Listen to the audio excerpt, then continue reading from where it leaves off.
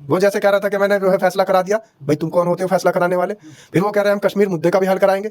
मुद्दा तो कश्मीर का था ही नहीं, मुद्दा तो हमारे 26 लोगों के शहीद होने का था। और मैं तो 4 आतंकवादियों का था। मैं तो प्रधानमंत्री से ये पूछना चाहता हूं कि पाकिस्तान की बात का खंडन करने के लिए तो वहां पहुंच गए, लेकिन देश के 143 करोड़ देशवासी जो चीख चीख कर कह रहे हैं कि हमें वो 4 आतंकी चाहिए, जिस समय पहलगाम पर हमला हुआ और भगदड़ मची, सेना अलर्ट हो गई, तो वो निकलकर भागे कहां को है, वो रास्ता चाहिए। और वो 4 आतंकी हमला करने के बाद, यहां खून खराबा करने के बाद आखिर निकल कहां से गए, वो भी हमें जानकारी चाहिए। 143 करोड़ लोग जो ये कह रहे हैं कि जिनका सिंदूर बचाने के लिए तुमने ऑपरेशन सिंदूर चलाया था, लेकिन उसके बाद जो और मां बहनों के सिंदूर खराब हुए हैं, और मां बहनों के सिंदूर खत्म हुए हैं, और मां बहनें जो उसके बाद विधवा हुई हैं, उसका क्या हुआ, उसका जवाब कौन देगा? तो पाकिस्तान का जवाब देने के लिए तो प्रधानमंत्री पहुंच गए, लेकिन जिस देश के प्रधानमंत्री, आप बार बार कह रहे हो ना, बार बार कि 143 करोड़ देशवासियों के प्रधानमंत्री हैं, तो उनको कहना पड़ेगा, उनको दिखाना पड़ेगा। तो 143 करोड़ देशवासी ये भी तो चाह रहे हैं कि आखिर पहलगाम के अंदर जो इन्होंने उसके बाद हमला किया, पाकिस्तान के ऊपर अटैक किया, 26 जो शहीद थे उनका बदला लिया, उसके बाद जो पाकिस्तान ने लगातार हमले कर रखे हैं। नमस्कार, स्वागत है आपका। मेरा नाम है विपिन विभाग, मेरे साथ मेरे सहयोगी शादाब रिजवी। धन्यवाद साहब। ऑपरेशन सिंदूर की शानदार सफलता के बाद प्रधानमंत्री नरेंद्र मोदी ने मंगलवार 13 मई सुबह अचानक पंजाब के आदमपुर एयरबेस पहुंचकर भारतीय वायुसेना के अधिकारियों और जवानों से मुलाकात की है। पीएम मोदी से मुलाकात के दौरान जवानों का जोश काफ़ी हाई नजर आया। उन्होंने जवानों के साथ कुछ पल बिताए और उनसे बातचीत भी की।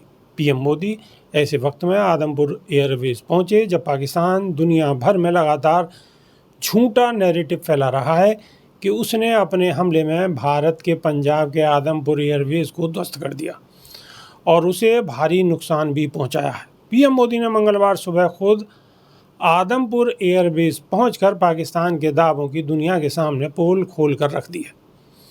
पाकिस्तानी सरकार ने अपनी जनता को खुश करने के लिए कहा कि उनकी सेना ने आदमपुर एयरबेस के रनवे को नुकसान पहुंचाया है। पाकिस्तान ने यह भी दावा किया कि उसने आदमपुर में S-400 एयर डिफेंस सिस्टम को भी तबाह कर दिया।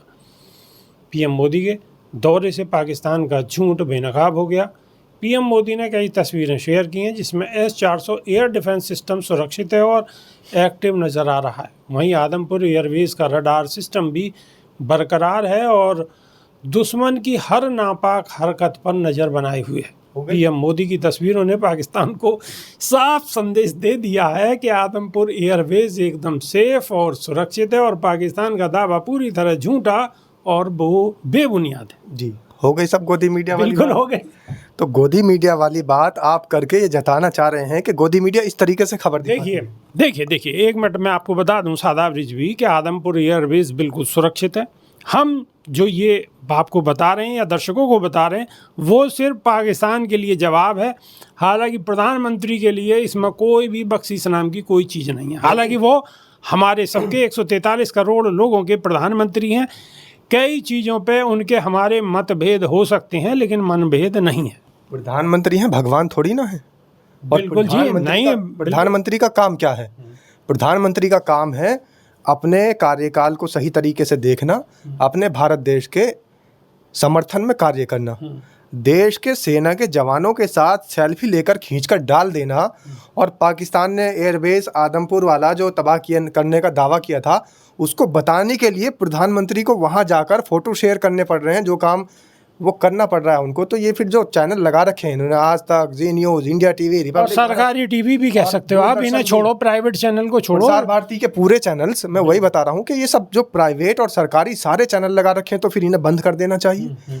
जब प्रधानमंत्री रिपोर्टर बनकर घूम रहे हैं और वो दिखाएंगे कि देखिए पाकिस्तान ने इस तरीके से ये जो एयरबेस तबाह करने का दावा किया था, मैं नरेंद्र दामोदर दास मोदी इस समय इस जगह खड़ा हूँ और ये सेना के जवान हैं और ये देखिए सब मुस्कुरा रहे हैं, मेरे साथ सेल्फी ले रहे हैं। अगर ये संदेश देना चाह रहे हैं तो फिर भैया हमें प्रधानमंत्री बना दीजिए और वो रिपोर्टर बन जाए, नरेंद्र मोदी जी। तो देश के 143 करोड़ के जो प्रधानमंत्री हैं होंगे वो हम हो जाएंगे, क्योंकि वो हमारा काम कर रहे हैं ना। बिल्कुल। और जो बैठकर उनको देश के नीति के लिए काम करना चाहिए था, जो ट्रंप को मुंह तोड़ जवाब देना चाहिए था, वो हम दे देंगे। उनके बस की बात नहीं हो रही, आप हमें बनाइए, हम देंगे ट्रंप को जवाब कि जान ना पहचान, तू मेरा मेहमान, तू कौन भाई? खामोखा 3 महीना 13 में बिन बजावे डेरे। कौन? वो जैसे कह रहा था कि मैंने जो है फैसला करा दिया। भाई तुम कौन होते हो फैसला कराने वाले? फिर वो कह रहे हैं हम कश्मीर मुद्दे का भी हल कराएंगे। मुद्दा तो कश्मीर का था ही नहीं, मुद्दा तो हमारे 26 लोगों के शहीद होने का था। और मैं तो उन 4 आतंकवादियों का था। मैं तो प्रधानमंत्री से ये पूछना चाहता हूं कि पाकिस्तान की बात का खंडन करने के लिए तो वो वहां पहुंच गए, लेकिन देश के 143 करोड़ देशवासी जो चीख चीख कर कह रहे हैं कि हमें वो 4 आतंकी चाहिए, जिस समय पहलगाम पर हमला हुआ और भगदड़ मची, सेना अलर्ट हो गई, तो वो निकलकर भागे कहां को है, वो रास्ता चाहिए। और वो 4 आतंकी हमला करने के बाद, यहां खून खराबा करने के बाद आखिर निकल कहां से गए, वो भी हमें जानकारी चाहिए। 143 करोड़ लोग जो ये कह रहे हैं कि जिनका सिंदूर बचाने के लिए तुमने ऑपरेशन सिंदूर चलाया था, लेकिन उसके बाद जो और माँ बहनों के सिंदूर खराब हुए हैं, और माँ बहनों के सिंदूर खत्म हुए हैं, और माँ बहनें जो उसके बाद विधवा हुई हैं, उसका क्या हुआ? उसका जवाब कौन देगा? तो पाकिस्तान का जवाब देने के लिए तो प्रधानमंत्री पहुंच गए, लेकिन जिस देश के प्रधानमंत्री, आप बार बार कह रहे हो ना, बार बार कि 143 करोड़ देशवासियों के प्रधानमंत्री हैं, तो उनको कहना पड़ेगा, उनको दिखाना पड़ेगा।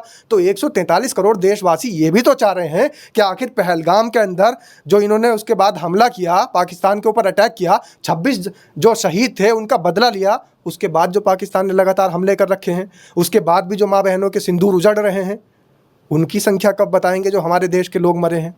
उन शहीदों की संख्या पहलगाम की तो 26 थी, लेकिन हमले के बाद इस ऑपरेशन सिंदूर के तहत हमारे कितने लोग मरे हैं?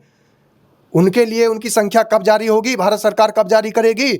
उनके लिए श्रद्धांजलि कब होगी? जो 26 लोग पहले शहीद हुए थे, उसके बाद जो हमारे जवान शहीद हो रहे हैं, बिहार के अंदर हमारे मुस्लिम जवान शहीद हुआ, बिहार का जो एक वो था मुस्लिम हमारा जवान शहीद हुआ, BSF का सब इंस्पेक्टर। उसके बाद आप देखिए कि जगह जगह जवानों की जनाजों की, जवानों की अर्थियों की तस्वीरें आ रही हैं, तो उनके साथ तो प्रधानमंत्री की एक भी शोक संवेदना की तस्वीर नहीं आई। जब कभी IPL होता है, जब कभी मैच होते हैं, मैच इंडियन टीम जीतती है, प्रधानमंत्री ट्रॉफी लेकर खड़े हो जाते हैं फ़ोटो खिंचवाने के लिए। जब कभी युद्ध होता है, ऑपरेशन सिंदूर में रात दिन सैनिक मरते हैं, बाद में सैनिकों के साथ फ़ोटो खिंचवाने के लिए प्रधानमंत्री खड़े हो जाते हैं। देश के अंदर कोई भी अच्छा कार्य होता है, प्रधानमंत्री सबसे पहले जाकर वहाँ फ़ोटो खिंचवाने का काम कर लेते हैं। तो प्रधानमंत्री को या तो सेना में भर्ती करो, इसरो को सफलता, क्रिकेट में इसरो को सफलता मिलती है, प्रधानमंत्री वहां भी पहुंच जाते हैं। चंद्रयान चलाते हैं तो प्रधानमंत्री ऐसे रिमोट लेके बैठते हैं बच्चों के गेम खेलने वाला, और मीडिया ऐसे दिखाती जैसे इसी से वो वहां तक हैंडल कर रहे थे। तो इस तरीके की ओछी हरकतें प्रधानमंत्री को तो कम से कम शोभा नहीं देती। और अगर 143 करोड़ देश के प्रधानमंत्री हैं, तो इस पद की गरिमा तो सरकार कभी रखिए। इस देश के आप सल्तनत के बादशाहों वाली बात करिए, और पाकिस्तान को मुंह तोड़ जवाब दीजिए, और इस सेना को आदेश दीजिए जो आपके आदेश की मुंतजिर है, जो आपके आदेश के इंतजार में खड़ी है।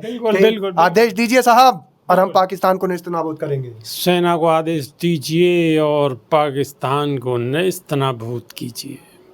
करेंगे या नहीं करेंगे, सवाल तो यही है। ऑपरेशन सिंदूर क्या सफल रहा, ये भी सवालों के घेरे में है। उधर से गोली आएगी और इधर से गोला जाएगा, सवाल इस पर भी है। इधर से सिर्फ बोला जाएगा, वो गलत सुन लिया आपने विभाग जी। प्रधानमंत्री कह रहे थे ना उधर से गोली आएगी तो इधर से बोला जाएगा, लोगों ने गोला सुन लिया। या ऐसा है जैसा सदाब जी बोल रहे हैं कि उधर से गोली आएगी और इधर से बोला जाएगा, सिर्फ बोला जाएगा। चलिए राइटर है ना, चलिए दर्शकों से अपनी इनकी राय लिए लेते हैं। आप राय ले लीजिए, आप अपनी राय अवश्य दीजिए, और नई वीडियो में फिर रूबरू होंगे। बहुत बहुत शुक्रिया, धन्यवाद, नमस्कार। धन्यवाद साहब।